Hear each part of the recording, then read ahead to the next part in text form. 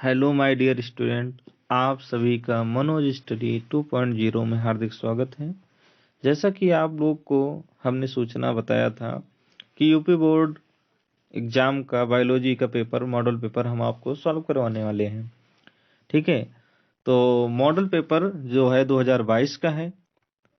और मॉडल क्या है इसका? इसका मॉडल है पेपर का 348 जीपी। ठीक है, क्या है? 348 जीपी है। चलिए देखते हैं कि इसमें पहला क्वेश्चन क्या है। देखिए, आप लोग को कभी भी पेपर देते समय आपको याद रखना है कि इसमें जो निर्देश दिए होते हैं उसको आपको पहले एक बार पढ़ लेना है। जैसे इसमें लिखा है, जो प्रारंभ में 15 मिनट परीक्षार्थियों को प्रश्न पढ़ने के लिए दिया जाता है। ठीक है, तो आपको ये सब अगर पढ़े रहेंगे तो आपको पता है कि हमको कितना नंबर कहाँ पे क्या मिल रहा है। ठीक है, तो उसको आपको अच्छे से पता रहेगा। जैसे कि अब देखिए, पहला क्वेश्चन है बहुविकल्पीय।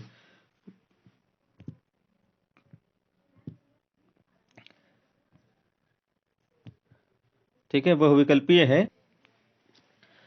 देखिए, बहुविकल्पीय में पहला क्वेश्चन है कि दोहरा निषेचन होता है। तो आपको पता होना चाहिए कि दोहरा निषेचन कहाँ होता है। तो जिसको नहीं पता है, मैं इसको आपको डिटेल में थोड़ा सा बता देता हूँ। जिससे लिखा, इसको हम कह सकते हैं कि पुष्पीय पौधे जो होते हैं, अगर उनके भ्रूण में ही, यानी उसके जो भ्रूण होते हैं उस भ्रूण कोश में ही अगर 2 बार निषेचन हो जाए तो इसे क्या कहते हैं? दोहरा निषेचन कहते हैं। ठीक है, इससे क्या होता है? आवृत बीजी पौधों का निर्माण होता है। यानी कहा जा सकता है कि आवृत बीजी जो पौधे होते हैं उसी में ही क्या होता है? दोहरा निषेचन होता है। ठीक है, तो यहाँ पे आपको बारीकी से ध्यान देना है। इसमें अनावृत भी लिखा है। ठीक है, तो आपको आवृत को ही आंसर टिक करना है। ठीक है, चलिए अगला क्वेश्चन देखते हैं। अगला क्वेश्चन है कि विषाणु आनुवांशिक पदार्थ है। ठीक है, यानी विषाणु का आनुवांशिक पदार्थ है। आपको बताना है क्या है? डीएनए होता है अथवा आरएनए, केवल डीएनए, केवल आरएनए, डीएनए एवं आरएनए। इन चारों विकल्प में से आपको बताना है क्या होता है। अगर आपको पता है तो कमेंट करते रहिए। उसके बाद में हम तो सॉल्व करवा ही रहे हैं। अगर आपको पता है तो अपने मार्क्स को चेक करते रहिए कि मेरा सही है कि या गलत है। ठीक है, देखिए कुछ विषाणु जो होते हैं उसमें डीएनए भी होता है और कुछ विषाणु क्या होते हैं उसमें आरएनए है। ठीक है, इसलिए हम किसी एक को पर्टिकुलर नहीं कह सकते कि इसमें केवल डीएनए ही पाया जाएगा या आरएनए पाया जाएगा। इसलिए इसका विकल्प क्या हो जाएगा? ए ऑप्शन इसका सही हो जाएगा। ठीक है, चलिए दूसरा क्वेश्चन देखते हैं। दूसरा क्वेश्चन क्या है कि अच्छा, ये क्वेश्चन आगे पीछे हो गया। ठीक है, नहीं सही है, क्वेश्चन सही है। तो अब इसमें क्या करना है आपको कि क्वेश्चन में देखना है क्वेश्चन में क्या कहा है। ठीक है, क्वेश्चन में कहा है कि श्वेत रुधिर कणिकाओं के अति उत्पादन के परिणाम स्वरूप होता है कि थ्रोम्बोसाइटोपिनिया होता है या ल्यूकेमिया होता है कि हीमोफीलिया होता है या ये सभी होते हैं। तो आपको थोड़ा बारीकी से यहाँ देखना होगा कि जो ल्यूकेमिया होता है इसी में क्या होता है? नहीं, डब्ल्यूबीसी का निर्माण होता है। तो देखिए, अगर ये अधिक हो जाएगा तो इसमें क्या हो जाएगा? ब्लड कैंसर होने की संभावना अधिक हो जाती है। ठीक है, तो इसलिए अगर आरबीसी भी ज्यादा बढ़ जाएगा, सॉरी डब्ल्यूबीसी बढ़ जाएगा तो क्या हो जाएगा? इसमें श्वेत रुधिर कणिकाओं में फैल जाएगा। ठीक है, तो चलिए आगे देखते हैं। अगला क्या है? डीएनए की रासायनिक चाकू है। डीएनए की रासायनिक चाकू आपको इसमें बताना है कि कौन होते हैं, कि एंडोन्यूक्लियेज होते हैं, कि पॉलीमरेज होते हैं, कि लाइगेज होते हैं, कि ट्रांसक्रिप्टेज होते हैं। ठीक है, आप भी अपने अपने आंसर भेजते रहिए अगर आपको पता है तो। ठीक है, चलिए इसका क्या है आपको हम बता देते हैं कि जो होता है एंडोन्यूक्लियेज, ये क्या करता है? उसे काटने का काम करता है। और इसके लिए हम एक डीएनए का स्पेशल अलग से एक वीडियो बनाने वाले हैं। आप लोग को हमारे साथ जुड़े रहिएगा, इसी चैनल पे आपको मिल जाएगा। ठीक है, देखिए आप क्वेश्चन नंबर कितना आ गया? 2 में। आपको 2 में देखना है कि क्या पूछा इसमें है। ठीक है, 2 में क्या पूछा है आपको ये ध्यान देना है। ठीक है, चलिए अब हम इसमें कहा है कि अग्रपीयूष ग्रंथि द्वारा स्रावित 2 गोनेडोट्रोपिन हार्मोन के नाम लिखिए। ठीक है, तो 2 हार्मोन हैं। एक होता है एसटीएस, यानी क्या होता है? सोमेटोट्रोपिक हार्मोन। इसी हार्मोन को क्या कहते हैं? वृद्धि का भी हार्मोन कहते हैं। ठीक है, इसे क्या कहते हैं? वृद्धि का भी हार्मोन कहते हैं। तो अगला क्या है?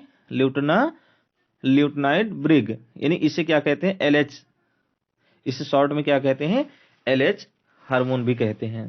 ठीक है, तो अगर आपको पता है तो आप भी अपना आंसर भेजते रहिए, और नहीं तो हम आपको बता रहे हैं। ठीक है, फिर अगला है खा नंबर। खा नंबर देखते हैं आप लोग जवाब दे पा रहे हैं कि नहीं। चलिए, अगला क्वेश्चन है, रक्त समूह O वाली एक स्त्री का विवाह रक्त समूह AB वाले पुरुष के साथ होता है, तो उनके बच्चों में कौन कौन से रक्त समूह होने की संभावना है।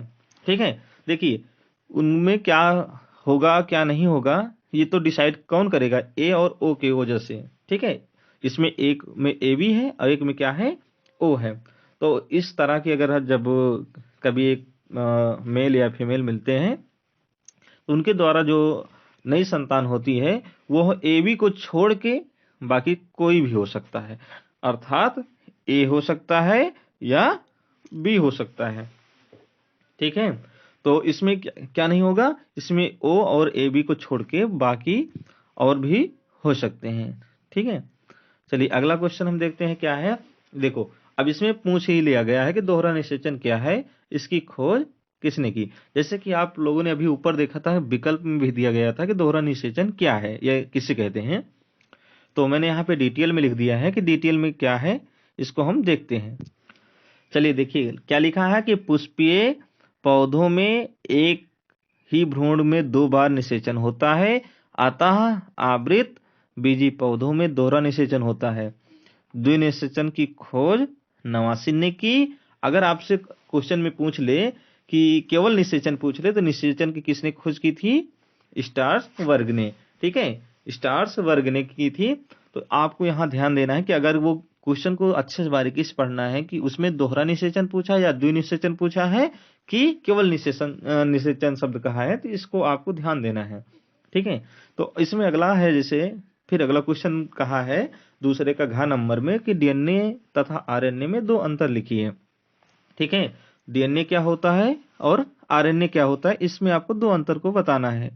ठीक है, तो DNA क्या है, एक कोशिका के DNA क्या है, कोशिका के केंद्रक में पाया जाता है, जबकि RNA क्या होता है, केंद्रक की केंद्रीय व कोशिका द्रव्य में पाया जाता है।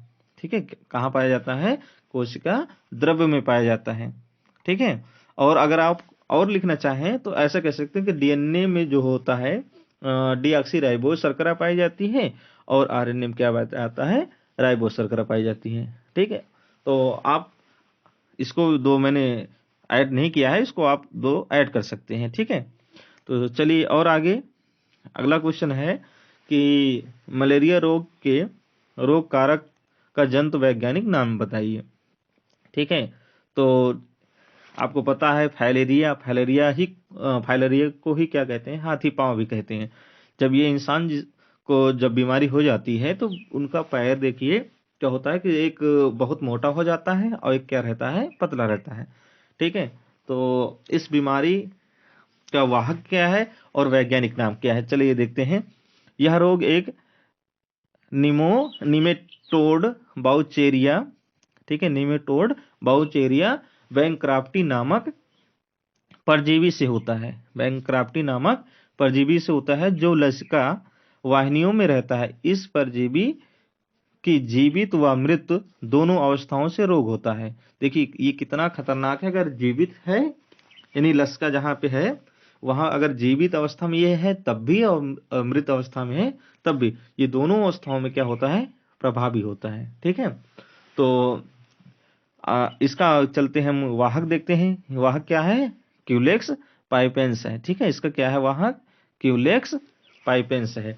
तो आप लोग को अगर अच्छे से समझ में आ रहा है तो आप लोग कमेंट करते रहिएगा, मैं इसका नेक्स्ट पार्ट जो है आपको जल्द ही बना के देने वाला हूं। ठीक है, यानी कि अब आगे हम क्वेश्चन नंबर 3, 4, 5 ऐसे करके आपको छोटे छोटे पार्टों में डिवाइड करके हम देते रहेंगे, जिससे आपको पढ़ने में भी आसानी हो जाए और याद करने में भी आपको कोई दिक्कतें ना हो। ठीक है, तो चलिए आप लोग ऐसे जुड़े रहिएगा, अपने दोस्तों के साथ शेयर करिए और इसे आप इस YouTube चैनल पे नए हैं तो आप बेल आइकन को दबाइए।